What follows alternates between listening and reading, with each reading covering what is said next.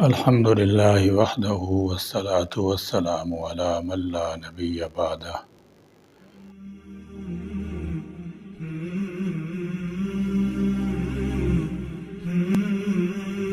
دنیا بھر کے ممالک میں منشیات کے استعمال پر پابندی کے قوانین بظاہر موجود ہیں۔ اس کے استعمال کی تاریخ اتنی ہی پرانی ہے جتنی انسانی تہذیب کی۔ انسان نے اس کا استعمال کب شروع کیا اور سب سے پہلے کس نے منشیات، شراب، افیون، چرس، بھنگ، ہیروئن وغیرہ کا استعمال کیا، اس بارے صحیح اندازہ لگانا انتہائی مشکل کام ہے۔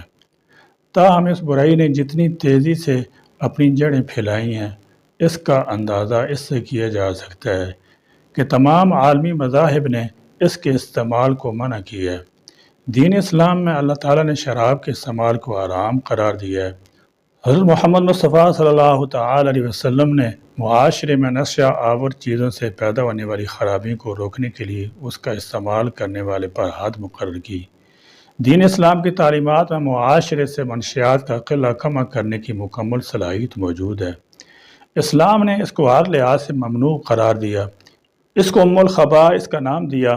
اسلام نے اسے تمام جرائم کی ماں کا نام دے کر اس کے جملہ پوشیدہ عیوب نقائص بیان کر دیے۔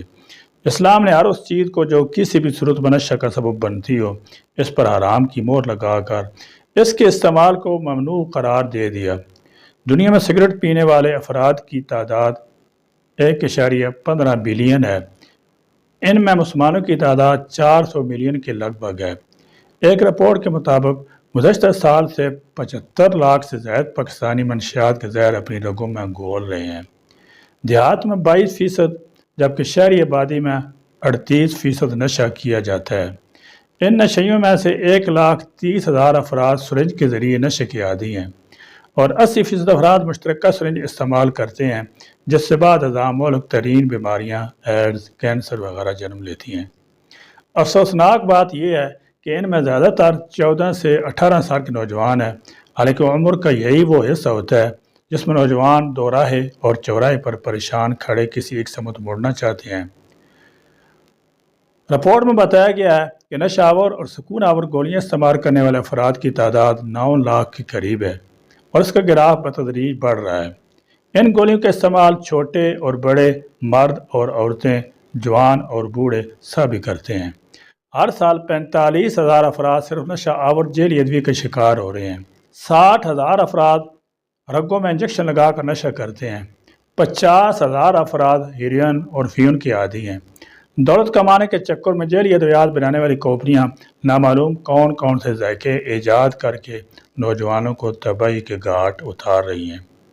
یہی منشیات فروش مافیا بعض معصوم بچوں کو نشے کی لت مبتلا کر کے ان کو گھنونے مقاصد کے لیے بھی استعمال کرتے ہیں۔ صرف نشہ آور ذیلی ادویے کی وجہ سے اوسطاً یومیہ 40 افراد مر رہے ہیں، 10 افراد ان کی وجہ سے ناکارہ بن رہے ہیں، اوسطاً 6 افراد نفسیاتی مریض ہو رہے ہیں اور نہ جانے کتنے نشے کی حالت میں گمنام موت کی وادیوں بھٹک رہے ہیں۔ ایک وقت تھا جب لوگ مغرب کی نکالی میں سگریٹ نوشی کے سٹیٹس سمبل قرار دیتے تھے اور لوگ سرعام سموکنگ کو باعث فخر تصور کرتے تھے، لیکن گزرتے زمانے کے ساتھ ساتھ اس کے انتہائی نقصانات سامنے آئے، یہاں تک کہ اس کی وجہ سے کینسر، پھیپھڑوں کے امراض پھیل گئے۔ پھر والدین اور سرپرست اپنے بچوں اور نوجوانوں کو اس سے دور رکھنے کی کوشش کرنے لگے۔ کچھ عرصے سے پاکستان کے بڑے بڑے شہروں لاہور، اسلام آباد، کراچی، پشاور، جو شیشہ کے نام سے نشہ مشہور اور مقبول ہو رہا ہے، ایک سروے کے مطابق یہ نشہ کرنے والوں کی تعداد اب ہزاروں میں ہے، لیکن اندیشہ ہے عنقریب لاکھوں تک جا پہنچے گی۔ اس نشے میں مالدار نوجوان لڑکے اور لڑکیاں بھرپور دلچسپی لے رہے ہیں۔ ایک رپورٹ کے مطابق اس میں سگریٹ والے نشے سے کئی گنا زیادہ نشہ ہے۔ دور اندیشوں کا کہنا ہے کہ اگر ابھی سے اس کے آگے بند نہ باندھا گیا تو یہ شیشہ باصلاحیت نوجوان نسل کو اپنے عکس میں اتار لے گا۔ اگر ہم نے اس کو روکنے کی کوشش نہ کی تو محافظوں کی سرپرستی میں چلنے والے منشیات کے اڈوں کی وجہ سے اس کی تعداد میں اضافہ ہی ہوتا رہے گا۔ منشیات کا گندا کاروبار کرنے والے قوم کے مستقبل کے معماروں کو اندھے غار کی طرف دھکیلتے رہیں گے۔ نشے میں دھت نوجوان اپنے منطقی انجام کو پہنچتے رہیں گے، لیکن موت کا دھندا کرنے والے گروہ پس دیوار ہی میں رہیں گے۔ نیٹ کافوں میں جدید معلومات کی آڑ میں جوانی تباہ ہوتی رہیں گی۔ شیشے میں راحت آرام تلاش کرنے والے نہ جانے کتنے نوجوان بے راہ روی کی طرف جاتے رہیں گے۔ مجھے ڈر ہے یہ شیشے کہیں ٹوٹ کر ان باصلاحیت نوجوانوں کو کرچی کرچی نہ کر دے۔ ضرورت اس بات کی ہے منشیات کی روک تھام کے لیے ہر سطح پر کوشش کی جائیں۔ گھریلو سطح پر والدین اپنی اولاد کو نشہ آور چیزوں کے قریب بھی نہ پھٹکنے دیں۔ اسلام نشہ سے بچاؤ کی تعلیم دیتا ہے۔ اس میں نشہ بنانے، فروخت کرنے، پینے والوں کے لیے برے اور خوفناک انجام کی خبر ہے۔ کیپسول اور پاؤڈر سے لے کر شیشہ تک کا کاروبار کرنے والے لوگ جو نئی نسل کو تباہی بربادی کے گڑھے کی طرف دھکیل رہے ہیں اور غیر اسی طور پر مستقبل کے معماروں کے قاتل بن رہے ہیں، ان کے خلاف سخت ایکشن لیا جائے۔ سوال یہ ہے یہ ایکشن کون لے گا؟ کیا وہ حکومت جس نے شراب کے پرمٹ اور لائسنس تک جاری کر رکھے ہیں اور پاؤڈر سے لے کر شیشہ تک سب کے لیے قانون میں چور سوراخ چھوڑ رکھے ہیں، انہی ناصروں کی وجہ سے خوبصورت گبرو اور تعلیم یافتہ نوجوان مختلف شکیلات میں پڑھ کر اپنے آپ کو برباد کر رہے ہیں، اپنی جانوں کی دنیا میں ہی عزیز ناک عبرت ناک بنا رہے ہیں۔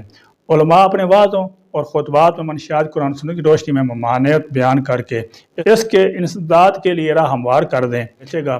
علماء کرام اپنے خطبات، جمعہ میں، وعظ کی مجلسوں میں، درس قرآن حدیث میں ان کی شرعی حیثیت اور ان کے نقصانات واضح کریں، ان سے ہاتھ اٹھوا کر عہد لیں کہ وہ خود بھی اس سے بچیں گے اور دوسروں کو بھی بچائیں گے۔ اسی طرح کا تعلیمی اداروں میں قائم طلبہ تنظیمیں، کمیٹیوں اور بازاروں کی یونین، برادریوں کے نام پر قائم جماعتیں اور اصلاح معاشرے کی تنظیمیں بھی اپنے ممبران سے لیں۔ دین کے ساتھ جتنا گہرا تعلق ہوگا، جتنا دین کا فہم انسان کے اندر ہوگا، اتنا ہی وہ لغویات، لو و لعب اور منشیات سے بچے گا۔ اس لیے اگر اس قوم کو ان لعنتوں سے بچانا ہے تو اس کا رخ دین کی طرف موڑیے، خود بخود ان کی اصلاح ہو جائے گی۔ ہمارے تعلیمی ادارے، تفریح گاہیں، کھیلوں کے کلب اگر آج منشیات کے اڈے بنے ہوئے ہیں تو اس کا سبب یہی ہے کہ یہ تعلیمی، اصلاحی اور اخلاقی مراکز نہیں بلکہ قتل گاہیں ہیں۔ سیکنڈری اسکولوں میں منشیات کے مضامین نصاب میں باقاعدہ شامل کیے جائیں تاکہ اس کی خرابیوں اور ہولناکیوں سے وہ آشنا ہو سکیں، اور ذرائع ابلاغ پر انتہائی بھاری ذمہ داری عائد ہوتی ہے کہ وہ نوجوان نسل کو منشیات کی رعنت سے بچانے کے لیے بھرپور کردار ادا کریں۔ اساتذہ اس موضوع پر لیکچر دے کر طلبہ طلبات میں نشے کی نفرت بٹھائیں، کچے ذہنوں کو اس سے آگاہ کریں تاکہ وہ اپنی زندگی میں اس سے دور رہیں۔ مختصراً پاکستان کو اس ناسور سے پاک کرنے کے لیے ہمیں سنجیدگی سے تمام اقدامات پر عمل کرنا چاہیے۔ کہیں ایسا نہ ہو کہ ملک کا معاشی ایندھن گردانے جانے والی نوجوان نسل ملک کو تباہی کے دانے پر لے جائے۔ حکومت کو اس مسئلے کو سنجیدگی سے لینا ہوگا ورنہ ہماری آنے والی نسل راہ راست سے بھٹک جائے گی۔ آخری بات یہ ہے کہ قرآن سنت کی تعلیم عام کریں، انہی کے ذریعے منشیات کی نفرت دلوں میں قائم ہو سکتی ہے۔ نشئیوں کو قابل رحم سمجھیے اور انہیں ان لعنتوں سے بچائیے، اور منشیات فروشوں کو خواہ وہ کتنی با اثر کیوں نہ ہوں قابل نفرت سمجھیے اور ان کا سوشل بائیکاٹ کیجیے۔ اللہ تعالیٰ ہمارے نوجوانوں کی حفاظت فرمائے اور ملک پاکستان کی حفاظت فرمائے۔ آمین۔ وآخر دعوانا الحمدللہ رب العالمین۔